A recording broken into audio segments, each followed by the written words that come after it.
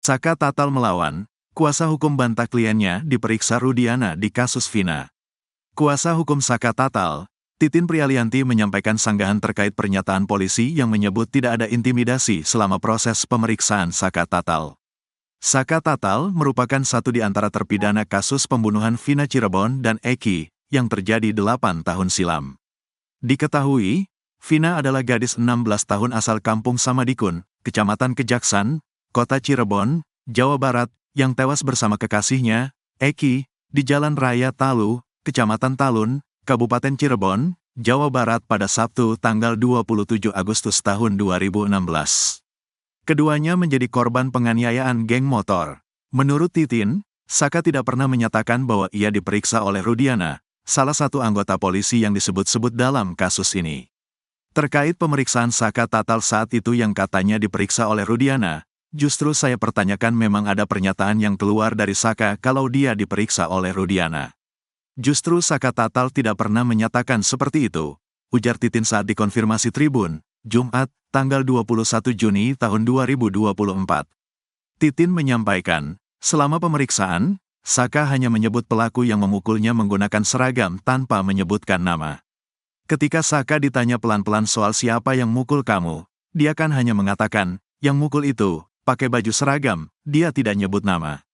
Soalnya waktu itu juga dia ngeblank, dia hanya merasa kesakitan, ucapnya. Lebih lanjut, Titin mengungkapkan bahwa Saka mengalami kesulitan mengingat kejadian karena rasa sakit yang luar biasa. Dia juga kalau ditanya kenapa gak ingat kejadian itu, ya boro-boro ingat, dia saja nahan sakit luar biasa, kalau ditanya pelan-pelan kan begitu, jelas dia. Titin menegaskan bahwa Saka tidak bisa menyebutkan siapa yang memukulnya secara spesifik, namun ia yakin bahwa pelaku adalah anggota kepolisian. Dia juga tidak bisa menyebutkan siapa yang mukulin dia, yang jelas dia bilang kadang-kadang pakai baju polisi, kadang-kadang pakaian preman, dia meyakini kalau petugas itu anggota kepolisian, katanya. Menurut Titin, Saka tidak pernah menyebut dalam berita acara pemeriksaan, BAP, bahwa ia diperiksa oleh Rudiana. Jadi tidak ada cerita semasa BAP diperiksa oleh Rudiana dari Saka Tatal sendiri, ujarnya. Lebih lanjut, Titin mempertanyakan klaim tidak adanya intimidasi yang dilakukan pihak kepolisian. Lalu, sekarang gini kalau tidak ada intimidasi dia sudah keluar loh, sudah bebas. Walaupun ada kewajibannya, wajib lapor. Tapi, kenapa dia bisa seperti itu berarti ada sesuatu hal luar biasa yang diyakini dia tidak merasa melakukan perbuatan yang dituduhkan, ucap Titin. Titin juga mengingatkan bahwa Saka pernah menyampaikan di persidangan bahwa ia diintimidasi saat baru ditangkap. Tidak bisa ngomong apa-apa, tapi di persidangan Saka sempat ngomong kalau Saka diintimidasi ketika baru ditangkap. Tetapi ketika pemeriksaan verbal, memang tidak ada intimidasi karena sudah ada saya mendampingi, jelas dia. Selama penangkapan, Saka tidak bisa ditemui oleh siapapun hingga tanggal 16 September tahun 2016, setelah ditangkap pada tanggal 31 Agustus tahun 2016. Jadi waktu itu Saka tidak bisa ditemui sama sekali oleh siapapun, semenjak ditangkap tanggal 31 Agustus tahun 2016. Baru bisa didampingi oleh kuasa hukum di atas tanggal 16 September tahun 2016, katanya. Titin mempertanyakan mengapa baru sekarang ada sanggahan dari pihak polisi, padahal Saka sudah berbicara mengenai intimidasi sejak tahun 2016. Kenapa baru sekarang disanggah, padahal Saka sudah ngomong kalau tahun 2016 diintimidasi, seperti dipukulin, disetrum, kalimat itu keluar di tahun 2016, ujarnya. Bantahan polisi, Kadif Humas Polri, Irjen Sandi Nugroho mengungkapkan bukti-bukti kuat menyangkal terkait pernyataan Saka Tatal yang mengaku mendapat intimidasi selama proses penyidikan 8 tahun lalu. Dalam konferensi pers yang digelar pada Rabu, tanggal 19 Juni tahun 2024, Sandi menunjukkan foto untuk membantah tudingan adanya intimidasi dan penganiayaan terhadap Saka Tatal saat tidak didampingi keluarga atau pengacara ketika menjalani pemeriksaan. Dalam foto itu tampak Saka Tatal berbaju hijau duduk dengan aman selama proses berita acara pemeriksaan, BAP, dengan didampingi keluarga, pengacara, sampai pihak Badan Pemasyarakatan, Bapas, karena tersangka di bawah umur. Ini sebagai gambaran ada foto ini Saka Tatal saat diperiksa tahun 2016 dan dibilang katanya yang periksa adalah Rudi atau ayah Eki. Ini diperiksa oleh penyidik Polresta Cirebon. Dibesarin atau foto diperlebar lagi bahwa Saka Tatal di foto diperiksa dalam keadaan baik-baik saja, tidak ada intimidasi. Didampingi perempuan di depan adalah tantenya. Kemudian yang pakai jilbab adalah ibunya, kemudian yang belakang laki-laki ada dari Bapas, Badan Pemasyarakatan, ucap Sandi. Jenderal Bintang 3 sebut bukti Pegi tersangka di kasus Vina Cirebon tak kuat. Mantan Kabareskrim Komjen, Purn. Susno Duaji mengatakan, alat bukti yang ditunjukkan penyidik belum cukup kuat untuk menentukan Pegi Setiawan sebagai tersangka kasus pembunuhan Vina Cirebon dan Eki. Pegi Setiawan alias Perong telah ditetapkan sebagai tersangka kasus pembunuhan Vina Cirebon dan Eki, usai disebut buron selama 8 tahun.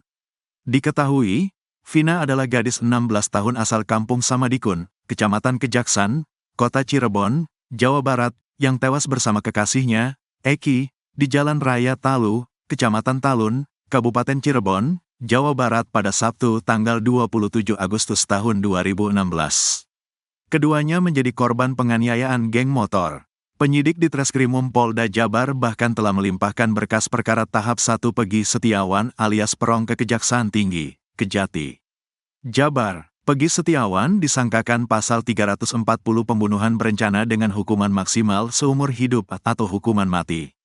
Kadif Humas Polri Irjen Sandi Nugroho membeberkan bukti berupa foto Pegi Setiawan. Pada foto itu, terlihat Pegi sedang bersama 2 orang wanita. Pegi Setiawan berdiri di apit kedua wanita yang mengenakan baju kebaya dan kain sarung. Sementara Pegi memakai kemeja jeans dan celana panjang coklat. Menurut Sandi, foto itu diambil penyidik pada 8 tahun lalu. Ini foto Pegi tahun 2016. Ini yang diambil penyidik ketika penggerebekan di sana, kata Sandi dikutip dari Kompas TV, Jumat, tanggal 21 Juni tahun 2024. Sandi Nugroho mengatakan, foto itu ditunjukkan kepada pelaku yang sudah ditahan di kasus Vina. Di dalam BAP pelaku menyebutkan ya ini Pegi Pak, ini pelakunya, kata dia. Selain bukti foto itu, penyidik juga memiliki bukti berupa keterangan saksi. Hingga saat ini, penyidik sudah memeriksa sebanyak 70 saksi untuk Pegi Setiawan. Di antaranya ada 18 saksi yang memberatkan tersangka Pegi, yang lainnya ada saksi meringankan, dan saksi ahli, kata Sandi. Sementara itu, mantan Kabareskrim Kombes, Purn. Susno Duaji mengatakan, antara 70 saksi yang diperiksa ternyata tidak satu suara.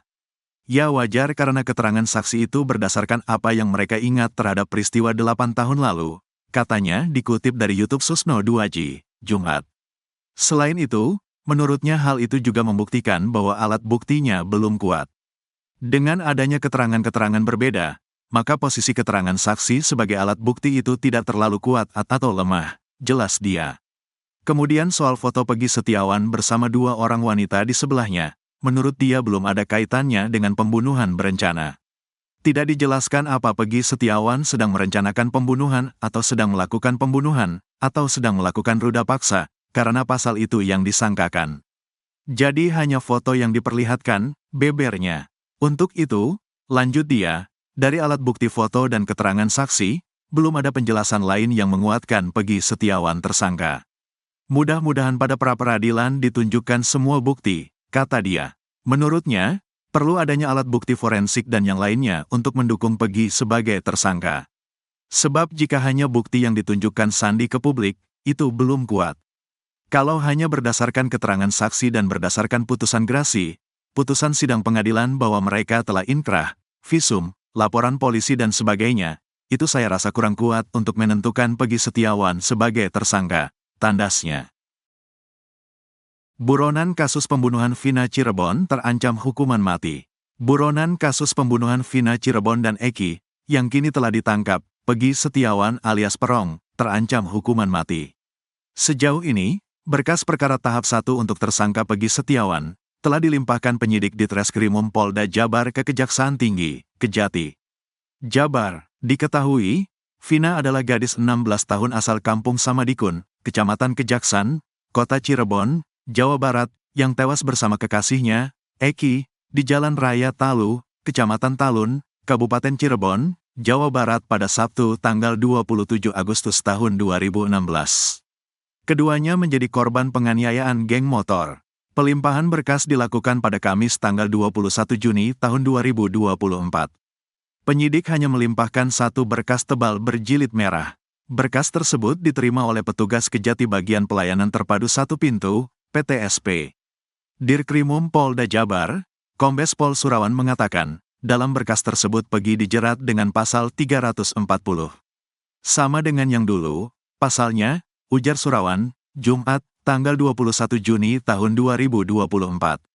Sementara itu, saat ungkap kasus polisi menjelaskan bahwa tersangka kasus pembunuhan Vina dan Rizky alias Eki di Cirebon pada 2016 itu dijerat Undang-Undang Pasal 340 KUH Pidana Jo Pasal 55 Ayat 1, Pertama KUH Pidana dan Pasal 81 Ayat 1, UU Rino 35 tahun 2014 tentang perubahan atas UU Rino 23 tahun 2002 tentang perlindungan anak Jo Pasal 55 Ayat 1, Pertama KUH Pidana dengan ancaman pidana mati, seumur hidup dan paling lama 20 tahun 16. Sebelumnya, Jaksa Penuntut Umum, JPU, Kejaksaan Tinggi, Kejati, Jabar, bakal melakukan penelitian selama 2 pekan, terhadap berkas perkara tahap 1 Pegi Setiawan alias Perong yang dilimpahkan Polda Jabar. Kami Kejati Jabar barusan menerima berkas tahap 1 atas nama tersangka PS. Setelah menerima berkas tersebut, jaksa akan melakukan penelitian berkas perkara selama 14 hari sesuai KUHP, dan dalam waktu 7 hari jaksa akan memberikan sikap terhadap berkas perkara yang dikirim tadi, ujar Kasipenkum Kejati Jabar, Nur Sri Cahyawijaya. Menurutnya, dalam perkara ini total ada 6 jaksa penuntut umum yang akan melakukan penelitian terhadap berkas Pegi Setiawan. Sesuai pemberitahuan lalu jaksa yang menangani sebanyak 6 orang. Tidak ada penambahan, jaksa yang menangani sudah sesuai, katanya. Setelah dilakukan penelitian, kata dia, jaksa penuntut umum akan menentukan sikap apakah berkas tersebut sudah lengkap atau harus dilengkapi oleh penyidik di Treskrimum Polda Jabar. Kalau pendapat jaksa peneliti bahwa belum lengkap, akan diberitahukan kepada teman-teman penyidik. Kalau lengkap kami terbitkan P21 dan kita akan menerima tersangka dan barang bukti, ucapnya. Liga Akbar akhirnya bongkar sosok jenderal di kasus Vina, beda peran dengan Ibtu Rudiana. Ternyata bukan Ibtu Rudiana, Liga Akbar Cahyana alias Gaga Awot menyinggung sosok jenderal di kasus Vina Cirebon. Jenderal tersebut memiliki peran penting dalam kasus kematian Eki dan Vina di Jembatan Talun Cirebon, Sabtu tanggal 27 Agustus tahun 2016. Saat ini nama Ibtu Rudiana menjadi perhatian khusus dalam kebenaran penyebab kematian Eki dan Vina di Cirebon. Ayah Eki dinilai memiliki peran dalam pembentukan skenario dari sejumlah saksi. Satu di antaranya kesaksian Liga Akbar Cahyana yang ternyata tak sesuai dengan isi berita acara perkara, BAP, kasus Vina Cirebon. Liga mengaku hari itu bersama B, T dan L juga Eki. Mereka selesai melakukan perjalanan dari Majalengka menuju tongkrongan di warung depan SMA 4 Cirebon. Sore hari sebelum maghrib, sekitar pukul 16.30 waktu Indonesia Barat, Eki pamit menjemput Vina. Sampai selepas maghrib, Eki kembali bersama Vina untuk menghabiskan sebatang rokok dan kopi. Tak berselang lama, Eki pamit untuk pergi ke ramap internal XTC 04 Sumbe di kawasan Bungsari. Saat Eki dan Vina pergi, Liga bersama 3 orang temannya masih bertahan di warung depan SMA 4 Cirebon. Jam 12 malam dikabarkan Eki sudah gak ada dari inisial T, katanya. Liga bersama B, T dan L bergegas mencari keberadaan Eki dan Vina ke rumah sakit Gunung Jati. Dia sempat bertemu Ade Ismanto saat itu. Saya bareng sama inisial R, kata Liga. Kata Liga, kabar Eki tewas diterima oleh T. Menurutnya T mendapat kabar itu dari seorang jenderal. Mengabarkan kecelakaan. Jenderal AU, kata Liga. Jenderal AU itu adalah ketua XTC 04 Sumber. Masih ada orangnya, kata Liga. Menurutnya jenderal itu sudah diperiksa polisi dan membuat klarifikasi. Sudah klarifikasi, hanya menjelaskan itu saja, mengabarkan kecelakaan. Soalnya di TKP sudah ramai, kata Liga Akbar Cahyana. Ia tak bisa memastikan sumber informasi jenderal tersebut soal kejadian yang dialami Eki. Gak tahu tuh ke TKP apa gak, soalnya tersebar luas di BBM, katanya. Sekjen XTC 2016 Reno Sukriano mengatakan sebenarnya hari itu anggotanya janjian dengan Eki untuk pergi rapat internal. Ketika ditunggu menurut Reno, Eki sempat membalas sedang berada di GSP kawasan Jalan Majasem, Cirebon sekitar pukul 20 waktu Indonesia Barat. Baru ada kabar dari salah satu keluarga orang XTC, itu ada anak XTC tergeletak di jembatan. Kemudian dari teman 04 lihat ke sana, posisinya sudah dibawa ambulans atau apa, jelas Reno. Ijazah SMK Pegi Cianjur diduga palsu dan keluaran tahun 2005, milik ibunya. Ijazah SMK milik Pegi Setiawan yang baru saja ditebus dicurigai palsu. Pegi Setiawan seorang pemuda asal Cianjur, Jawa Barat belakangan ini viral karena memiliki nama sama dengan orang yang ditetapkan sebagai tersangka dalam kasus Vina Cirebon. Publik menuding jika Pegi Setiawan Cianjur terlibat dalam kasus tewasnya Vina dan Eki. Anak pertama dari pasangan Cecep dan Elis tersebut belum lama ini didatangi Deddy Mulyadi. Kepada Deddy Mulyadi, Pegi Setiawan jujur jika ijazah SMK-nya belum diambil karena AMSI ada tunggakan 3,8 juta rupiah. Mengetahui hal itu, Deddy Mulyadi pun membantu menebus ijazah Pegi Setiawan. Usai penebusan ijazah tersebut, Pegi Setiawan masih menjadi sorotan. Ya, perempuan bernama Widya memberi reaksi terhadap ijazah yang baru saja ditebus Pegi Setiawan. Perempuan yang aktif di media sosial TikTok dan dikenal sebagai Bu Bacot menduga ijazah Pegi Setiawan palsu. Widya juga menyoroti nomor ijazah tersebut yang diketahui milik Elis. Saya curiga dengan nomor ijazah tersebut karena tidak terdaftar di satuan pendidikan, ucapnya dilihat tribunnewsbogor.com di YouTube Kang Mas Andi, Selasa, tanggal 18 Juni tahun 2024. Kenapa orang-orang DPO bisa membeli ijazah? Itu nomor setelah dia mati, tidak terdaftar di satuan pendidikan, bagaimana itu, tambahnya. Dan nomor kepala dari ijazah tersebut bernama Elis, beber Widya. Widya juga menegaskan nomor ijazah Pegi Setiawan itu bukanlah keluaran tahun 2016. Nomor ijazah dia itu sudah di atas keluaran tahun 2016. Itu artinya ijazah tersebut keluaran tahun 2005. Nomor seri itu bukan nomor terbaru, bebernya. Ijazah tahun 2016 itu setahu saya kodenya 07, tambahnya. Artinya itu mengkopi nomor ijazah Elis. Sedangkan Elis memiliki nomor ijazah tersebut saat SD. Jadi drakor di Indonesia banyak sekali terutama pengadaan ijazah palsu, tegasnya. Tak hanya itu, Widya juga heran dengan kejanggalan persoalan tebus ijazah. Sebab, Pegi Setiawan menggunakan cincin dengan model dan harga tak murah. Katanya SD disidik jari, yang lainnya belum. Masa orang itu bilang tidak bisa tebus ijazah tapi cincinnya blue sapphire dari Sri Lanka. Yang saya lihat itu beratnya 13 karat, jelasnya.